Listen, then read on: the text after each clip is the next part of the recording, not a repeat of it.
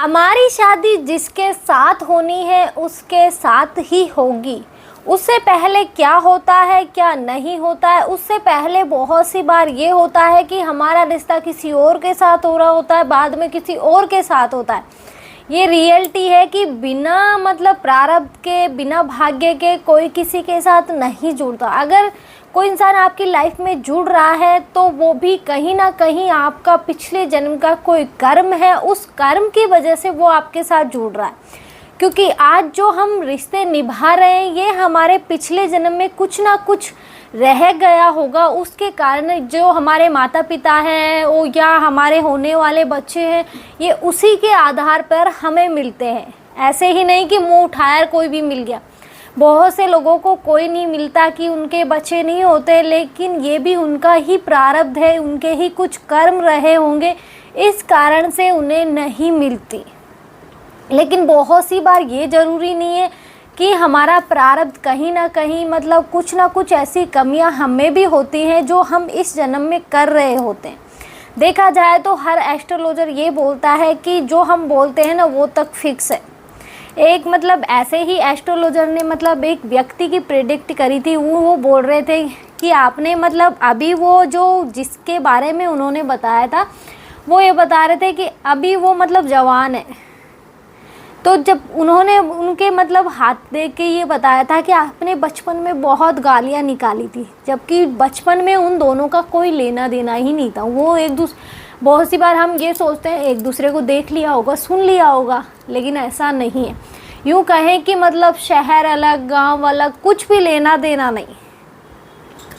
फिर भी वो व्यक्ति बता रहा है उसका हाथ देख के कि आपने बचपन में बहुत गालियाँ निकाली हैं, और अब आगे की बताता है कि आप जब बुढ़ापे में आओगे फिर आप गालियाँ निकालोगे।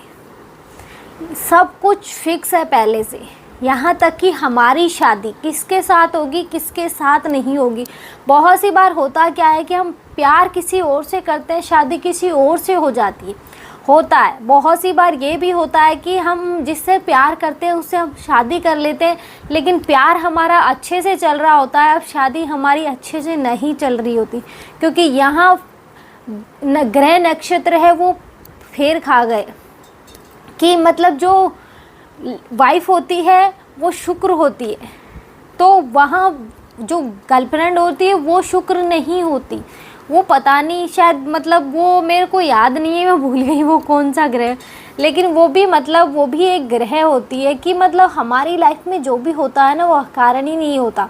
ऐसे ही एक लड़की की शादी फिक्स हुई कि उसकी मतलब शादी में एंगेजमेंट सब हो गई, कि लड़की की शादी होना भी आज के ज़माने में इतना आसान नहीं है, क्योंकि जिसके प्रारब्ध में शादी नहीं है तो वो तो इंतज़ार ही करेगा। बिना प्रारब्ध के किसी की शादी नहीं होती, क्योंकि शादी पूर्णतः प्रारब्ध है और वो होकर रहेगी। किसके साथ होगी ये भी फिक्स है, किस टाइम होगी किस डेट पे होगी ये तक फिक्स है।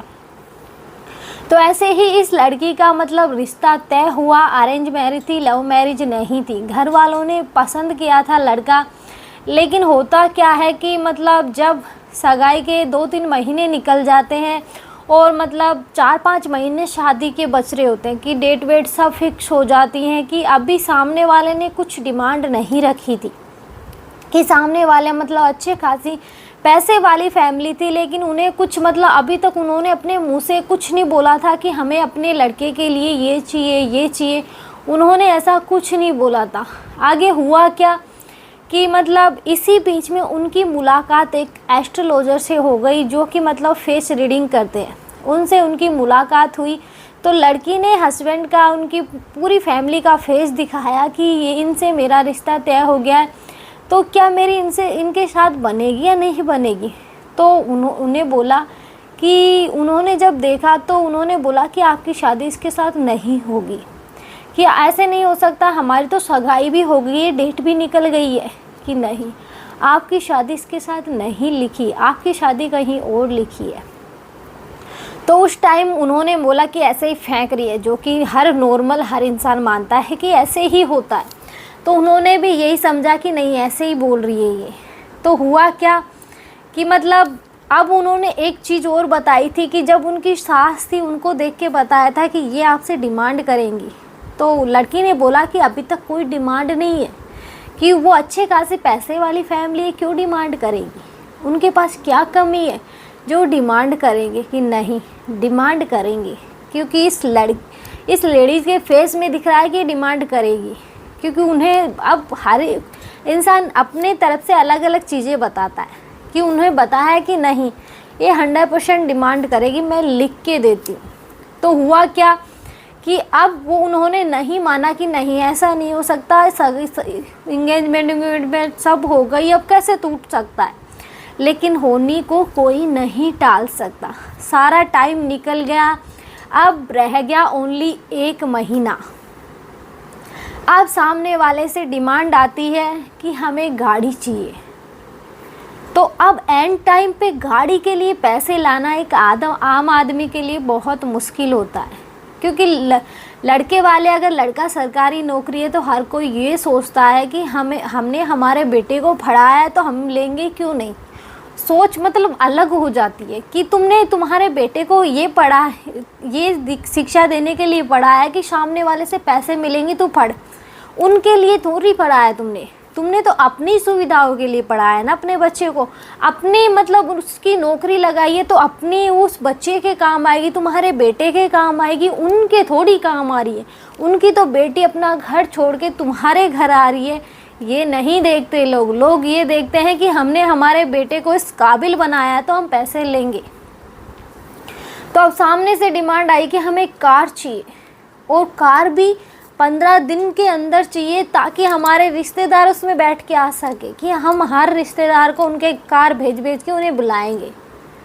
तो अब हर कोई आदमी नहीं कर सकता, क्योंकि इतनी जल्दी मतलब नॉर्मल आदमी के लिए पैसे कहाँ से, शादी में इतना खर्चा होना, उसकी मतलब इतनी वो करी है हमने, मतलब इतना पैसा मैनेज करा है, तो आगे का पैसा कैसे मैनेज करें। क्योंकि नॉर्मल आदमी छोटे मोटे खर्चे बचा के पैसे जोड़ता है, कहीं से कितना बचाया, कहीं से कितना बचाया, उससे ही अपने बेटे या बेटे का शादी करता है।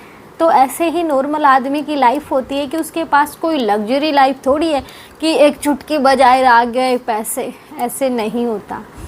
और फिर देखा जाए तो आजकल लोग लड़की के नाम से इसलिए डरते हैं, बहू सबको चाहिए, बेटी किसी को नहीं चाहिए, क्योंकि बेटी में देना पड़ता है, बेटे में लेना पड़ता है। मान लो सरकारी नौकरी लग गई तो हमें तो पैसे चाहिए, नहीं तो हम शादी नहीं कर रहे। आपको वो भी एक वो बताऊंगी कि हमारे मतलब खुद के में हुआ था, वो किसी नेक्स्ट वीडियो में बताऊंगी, क्योंकि ये थोड़ा लंबा हो जाएगा। वो मैं मतलब खुद मेरी आंखों देखी बात बताऊंगी कि मैंने खुद ने क्या देखा था। बाद में हुआ क्या कि उन्होंने डिमांड करी, अब ये करे तो क्या करे। इन्होंने फिर उससे फ़ोन किया एस्ट्रोलॉजर को कि आपने जो बोला था वो सच हो रहा है। उन्होंने डिमांड कर दी है और वो सीधा कार मांग रहे। अब हम कार कहाँ से लाए। तो उन्होंने बोला कि आपकी शादी नहीं होनी, इससे आपकी किस्मत में वो लिखा ही नहीं है, तो शादी कैसे हो जाएगी। 15 दिन बाद वो रिश्ता टूट गया, कि जो होनी है वो होकर रहेगी। हमारे करने या आपके करने से नहीं हो रहा कुछ, कि हम जो करेंगे वो होगा, नहीं होता। लोगों की मतलब सोच बदल जाती है पैसे आने के बाद। लोग ये सोचते हैं पैसे आ गए तब मैं जो करूँगा वो होगा। लोग ये बोलते हैं कि मैं किस्मत के हिसाब से नहीं, किस्मत मेरे हिसाब से चलती है। ऐसा नहीं होता। वो ऊपर वाला भी बैठा है, वो भी किसी कारण से बैठा है ना। हमारी जो लाइफ चला रहा है वो चला रहा है, हम नहीं चला रहे। हम क्या कर रहे हैं, हम क्या करने वाले हैं, उसे पता है, हमें नहीं पता कि क्या होगा आगे। इसलिए ये मतलब ये अहंकार मत करो कि तुम हो। तुम ये मत सोचो कि तुम कर लोगे, नहीं कर पाओगे, क्योंकि तुम एक कठपुतली हो, एक माध्यम हो।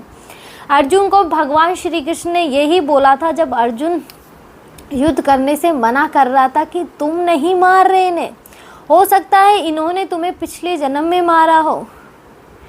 तो उन्होंने बोला कि अगर तुम इन्हें नहीं मारोगे तो मैं मार दूंगा इन्हें। मैं तो ऑलरेडी पहले इन्हें मार चुका हूँ, लेकिन मैंने तो इन्हें पैदा होते ही मार दिया। बस अब तुम माध्यम बनो और इनका वध करो। अगर अर्जुन ने बोला कि ऐसी मतलब मुझे ऐसा राजपाट नहीं चाहिए, इससे अच्छा तो मैं भीख मांग के खा लूँगा। तो उन्होंने बोला कि ये जो खड़े हैं ना तुम्हारी साइड, ये किसके लिए खड़े हैं, ये तुम्हारे अपने नहीं है जो अब ये तुम्हारे अपनों को ही मारेंगे। तब भी वो नहीं माने कि इससे अच्छा है कि मैं भीख मांग लूँ, वन में जाके रहूँ। लेकिन भगवान श्री कृष्ण कहाँ मानने। इस पे तो धृतराष्ट्र भी खुश हो गया था कि अर्जुन के विचार बदल गए, लेकिन भगवान श्री कृष्ण ने नहीं बदलने दिए। इस पर भगवान श्री कृष्ण को धृतराष्ट्र ने गालियाँ भी दी थी कि ये छलिया नहीं मानेगा।